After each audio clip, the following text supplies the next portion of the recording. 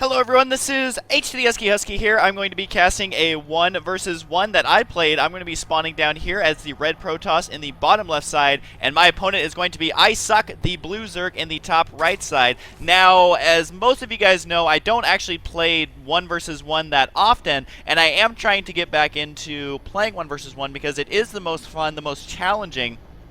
And actually, I enjoy team games the most. But 1 versus 1 is the most challenging, and it's where you learn to play the game the best, I think. And so I am going to try and play 1 versus 1s more. There are many other casters out there who are way better at the game than me in 1 versus 1. I just like to cast these to learn from my own mistakes and to also tell you guys what I was thinking during the process of playing. I'm currently like low diamond or something like that. I don't expect to get into Masters League, so everyone can make fun of me, but honestly, I don't really care. If I get into Masters League, that's cool, whatever, but I don't expect to. And I will play 1 versus 1 as much as I can. Let me know down in the comments below, do you want to see my 1 versus 1s, or is that something that you're just like, well, turd on this, I can get this elsewhere? I don't know if there's many 1 versus 1 Protoss channels out there. I know there's a couple of Zerg, and there's Terran as well. As far as Protoss, though, I'm not too sure. So, the map is Blistering Sands, and I know you guys aren't going to want to hear this, but on this map, I love to go 4-gate against any race, even Terran, which 4-gate not the best against Terran. It's just really difficult to pull off against Terran. The reason is because of these destructible rocks that allows you against Terran to get up in their face. You don't have to deal with their wall in or anything like that. You can usually bust this down and get inside the Terran base. Even if they send you inside here to try and stop you, they have to preemptively send them, otherwise you'll still kill the rocks, and then they're out of position a little bit if you decide to back out. So that's just one thing to keep in mind. I do go 4-gate a lot on this map. I don't always go 4-gate these days. I am trying to diversify a little bit. And our Zerg player is going to be going for his expansion before spawning pool, which this build always bugs me as a Protoss player because it always makes me a little bit nervous because they're going for an early expansion. They're going to have that expansion no matter what, but I'm happy that he's going to be going for that simply because these backdoor rocks, I can bust them down and cause some damage. So he is going to be building his extractor right here, which this is not altering my build that much. It cost him a drone, plus of course it cost him the 25 minerals for the extractor, so that is going to hurt him, I think, more than help him. Although one thing he's trying to do is delay me getting my higher tech units, because that's where Protoss is really powerful, is with the Colossus and things like that. So I am actually working on getting a Zealot out first. I usually cut this first Zealot, but against Zerg, I wouldn't necessarily recommend it. And another thing I want to mention is I would usually wall in against Zerg players because early Zergling rushes are very frustrating, and the best way I think to deal with them is to wall in, or at least the easiest way. But I placed my pylon a little bit late, so I didn't want to. If you are right here, if you have your probe right here and you have 100 minerals, don't run him all the way up here and build a pylon. Just build it right here, otherwise it's going to slow you down for the rest of the game a great deal. My Zealot's hacking away here, and my probe is scouting around. I do see the timing of the expansion. I'm like, this is pretty early. So I decide to go ahead and 4-gate in this game simply because, well, I'm hoping he will get a few extra round of drones instead of getting the defending units that he needs to hold it up. So that is my plan, and that is what I'm going to go ahead and go with. I do have my 4 gates on the way right here, all right next to each other. This was really bad placement because, well, look at this. An Overlord is on the way. He's creeping down here, and he is going to scout that. Right about that 6 to 8 minute mark is when you always want to scout as Zerg. So he's going to be really good on that scouting if he sends that Overlord in. And so right now, just looking at the production tab, you can see he is getting Zergling speed, and he's not using a lot of his larva. I think he's going to scout to see what he can find first, but he is making a couple of drones. He's not making a bunch of drones, which is something that a lot of Zergs would be doing. He's just making a ton of drones. So there we go, there's the wave of drones. But his Overlord is going to peek in here, and my poor building positioning is going to reveal this.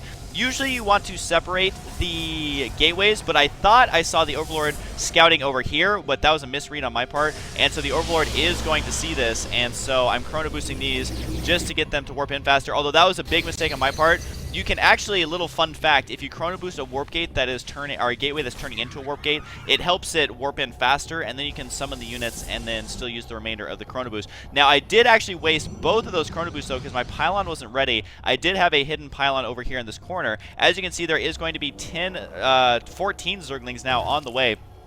So he is reacting accordingly. He is going to be prepared for this, but I am going to warp in as many units as possible. I have not scouted him yet, and here come the Zerglings right now, just running into the center of the map. He's kind of looking around for the proxy pylon, so he is being very smart here. He knows the proxy pylon is somewhere. He just wants to find it, but my units are now inside of his base, and I am going to kill off this one Overlord because I know he's probably supply capped. He is going to transfer his drones out right away, and he begins running away the queen. Here comes some Zerglings now, though. This is several Zerglings in this group, so I'm going to go ahead and focus down the spawning pool just to make sure that he can't reinforce it, but he does attack my units, and my units are backed into a corner. I do force field to make the corner a little bit smaller. You can see some Zerglings running around here, not sure where to attack, and I'm going to reinforce this as quickly as I can, but he does have more Zerglings reinforcing this. He's continuing to make Zerglings to reinforce that, and now he just barely wins that battle, and my Zealots are going to get stuck here, and that is a sad, sad day if your name is Huskystarcraft. So those Zealots did get taken out. This Zerg player is playing exactly how you should, is he reacted perfectly. He didn't do something silly like get a bunch of spine crawlers down here. That's one mistake that a lot of Zerg players make, is that they get spine crawlers at their expansion on this map.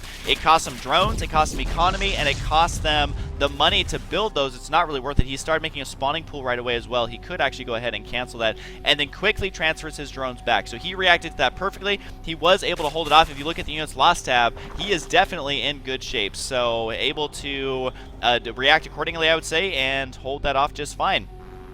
And that was partially my fault for wasting those chrono boosts. If I could have got to the attack a little bit sooner, I would have been okay.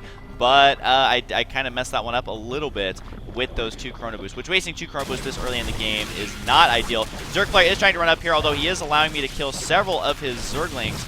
And I do have a bunch of units at the wall in here now, a bunch of Zealots, just to hold that off. These Zerglings are going to run away, and he could try and attack my rocks if he wanted, but I do have 2 Stalkers here to defend that, and I think he's going to send his Overlord over there to scout to see if those rocks are safe to attack or not. Getting an Overseer, which if I was him, I'd probably morph this Overlord into an Overseer, just so that the travel distance is a lot shorter for scouting your opponent. Overseers are very powerful for scouting. They spawn with 1 armor and 200 HP, plus of course they have a pretty fast movement speed, so they can scout around your base, and it's pretty easy for a Zerg to survive, especially against a Protoss.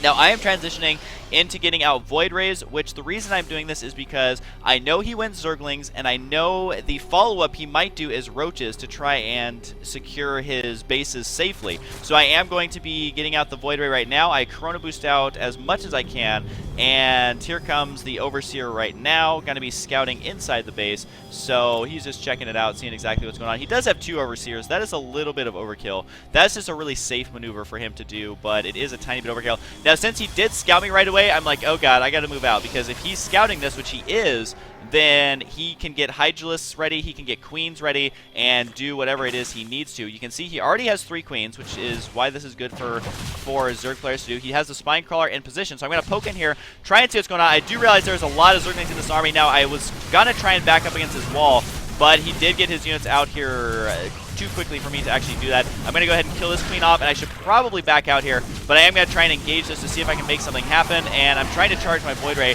on the Spine Crawler, but I did focus it down a little too quickly, and once again, he is going to just annihilate me with Roaches, as he did get the right choice. I'm going to continue this attack, though, simply because I do have my 2 Void Rays here, and I'm hoping I can kill off his queens before he can cause too much damage to my Void Rays, but he did transfuse that queen to save it. 2 more Void Rays on this queen should be able to kill her off. This other Void Ray does go down, though, as Spore Crawlers have been placed. So the Zerg player is playing how Zerg should play, which is a reactionary style of play, where you basically go the opposite of what your opponent wants you to go. So you want to get the best combination possible. Did kill off my poor little Void Ray. So I'm going to take a look at the units lost tab. 3,600 to 2,100, and if we do look at the income tab, the Zerg player is definitely ahead. So I have tried 2 different aggressive builds, and they have both failed. His Roaches are going to march up here, though. He does need to be careful. I tried to force field there. I can't remember why that force field didn't go off, but I was trying to force field to trap those, which would put me in a pretty good spot, although he is continuing to get some Roaches, and he is working on a Spire as well now, which if he gets that Spire out, I'm going to be in a lot of trouble, because I'm still stuck on 1 base, and Void Rays are pretty slow, so the Mutalisk Harassment will be brutal. I did get a cannon right here. The reason I did this was when I thought he was going to counterattack me with a bunch of Zerglings, I decided to get that cannon just in case. Now, I do see these units right here. I'm like, oh, shoot. I have got to get out of here. And then I misclick right there. I'm not quite sure what happened right there. But then my units got way out of position, so I decided to try and run them up here. I'm going to stop this really quick. This is a really bad idea, and my thought process was he's going to run up the ramp, and I'll split his army in half with my sentry, and then try and kill these roaches. But there's a lot more roaches there than I realized at the time, and he intercepted those 2 stalkers. So the roaches are marching up here. My sentry, you can see right there, got stuck.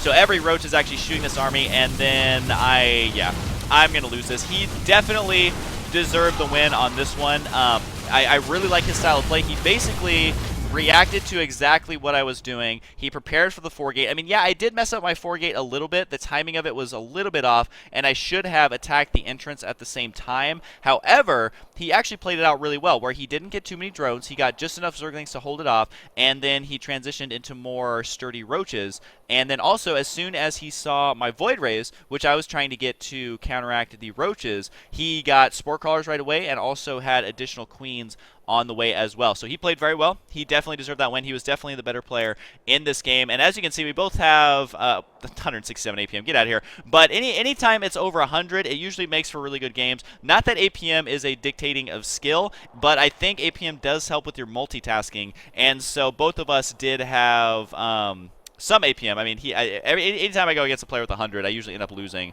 because they out-multitask me like crazy if they know what they're doing with their APM. So that was a good game. I had a lot of fun in this one. It was one of the games that I didn't feel bad about losing because I know exactly what happened, and I kind of know what went wrong a little bit, and I also know that the Zerg player reacted perfectly. One thing about early aggressive builds like the 4-gate is that players tend to react not perfectly, and then they get a little flustered and will end up leaving the game. The Zerg player, though, did keep his cool, and I want to show this battle really quick again. My idea was that I was going to split the army in half, but that was a big mistake. That was a misclick. That's what ended up costing me this army, and I was forced to go up here. And so right here, if you watch the sentry, I'm going to slow it down. If you watch the sentry when I back up, I do tell him to force field, but you can see he's getting stuck on all these units, and then he force fields just in range. But all the roaches were already up the ramp, and I was trapped. I would not recommend running up here, but I was in such a desperate situation that that's all I really had and all I could have really done. So at that point, once I lost that army, it was 41 supply to no, less than that. It was 33 supply versus 106. So I definitely would have lost that. Good game to the Zerg player. I am going to be uploading more of my replays. Again, I'm not the best player in the world. I am in Diamond, and anyone who's like, "Oh, Husky, I would own you at StarCraft. You're such a noob." You're probably right. I mean, I'm not that good, so I never, ever have said that I'm good, nor will I ever. Anyways, I hope you guys enjoyed, and I will see you guys next time. Let me know down below if you want to see more of these or not.